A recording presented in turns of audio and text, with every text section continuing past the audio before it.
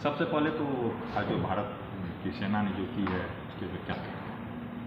नहीं, इस पर मैंने पहले भी अभी कहा है कि ये कार्रवाई आज से बरसों पहले होनी चाहिए थी, इसलिए कि आज जो सेना ने प्रेस विज्ञप्ति जो जारी करी है और उसके बाद जो उन्होंने प्रेस से जो बात करा, उसमें उन्होंने कहा कि पिछले 3 दशकों से इस तरह की कार्रवाई, इस तरह की गतिविधियां पंजाब और पंजाब ऑक्यूपाइड कश्मीर में चलती रही हैं। हम लोग भी सुनते हैं, पढ़ते हैं मीडिया के ज़रिए कि वहाँ पे इस तरह के कैंप हैं जहाँ से भारत विरोधी गतिविधियाँ चलाई जाती रही हैं, और ये चर्चा सामान्य जनमानस में हमेशा से रहा है कि क्यों नहीं भारत जाकर उस सोर्स को ही ख़त्म करता है जहाँ से कि आतंकवादी या आतंकवादी गतिविधि करने वाले लोग आते हैं।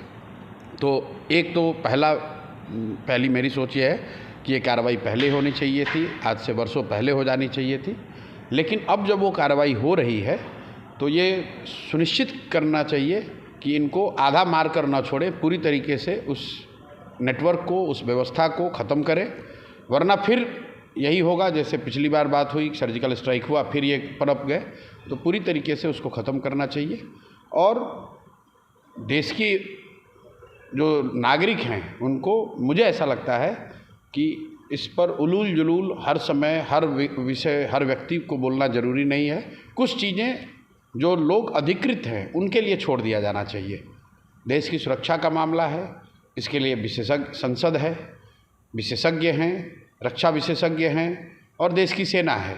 वो लोग बखूबी अपना काम करना जानते हैं, वो काम कर रहे हैं। हम लोग की प्रार्थनाएं, हम लोग की भावना, हम लोग हर तरीके से उनके साथ, उनके समर्थन में खड़े हैं, और नागरिक होने के नाते जो हम लोग की जिम्मेवारी है हम लोग को करना चाहिए। हर चीज़ पर टीका टिप्पणी करना और इसको कोई इवेंट के तरह ट्रीट करना मेरी समझ से वो ठीक नहीं है। ऐसा हो रहा है क्या?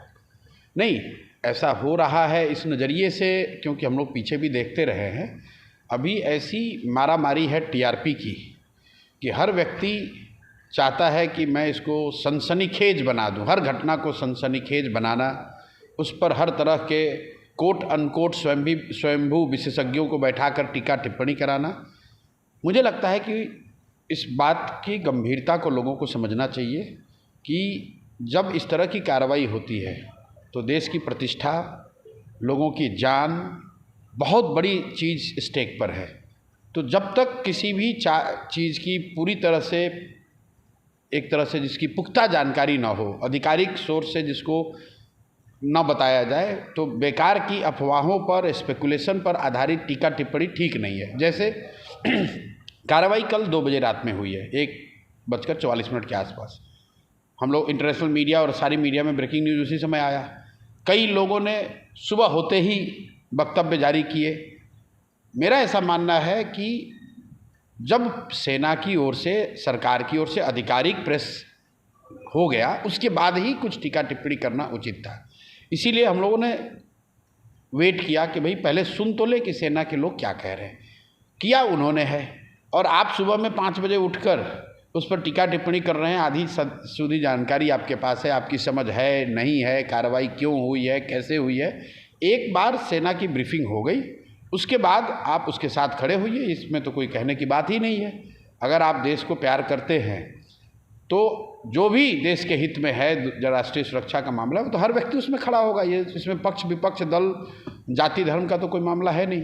ऑपरेशन सिंदूर जो है उसका क्या असर, क्या बिहार विधानसभा चुनाव पर भी देखने को मिलेगा क्या? बेकार की बात है भाई, हर चीज़ को चुनाव और राजनीति से जोड़कर देखा जाना, इसीलिए तो लोग वक्तव्य घबराहट में कोई दे रहा है, कोई उत्साह में दे रहा है।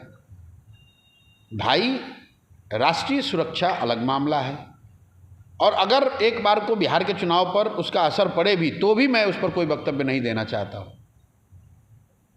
हर चीज़ राजनीति के लिए नहीं है। राजनीति के लिए विषय हैं, समाज में हजारों विषय हैं जिस पर राजनीति हो सकती है, होती रही है, आगे होती रहेगी। शिक्षा है, बेरोजगारी है, पलायन है, भ्रष्टाचार है, राजनीतिक हराकिरी है, उन विषयों पर राजनीति होती रहेगी। ये देश की प्रतिष्ठा का मामला है, सुरक्षा का मामला है, लोगों के जान का मामला है। अगर इस पर भी राजनीति करते हो तो इस आपसे ज़्यादा गिरा हुआ व्यक्ति कौन हो सकता है? क्या आपको ऐसा लगता है कि इस पर क्या राजनीति नहीं होगी क्या आगामी चुनाव में? भाई जो करेगा वो अपने वक्तव्यों के लिए, अपने कर्मों के लिए खुद भागी बनेगा।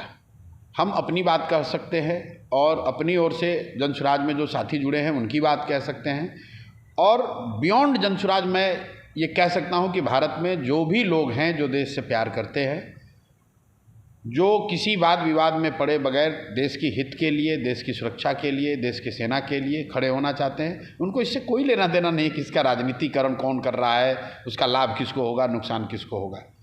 सेकेंड वर्ल्ड वॉर जीतने वाले चर्चिल चुनाव हार गए।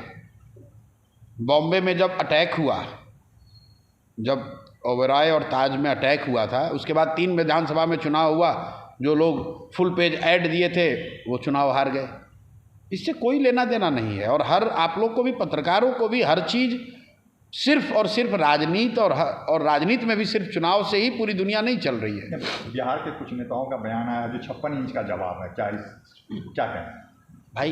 ये इतनी घटिया बयान है, इतने घटिया बयान है कि उसका जवाब देना भी उचित नहीं है।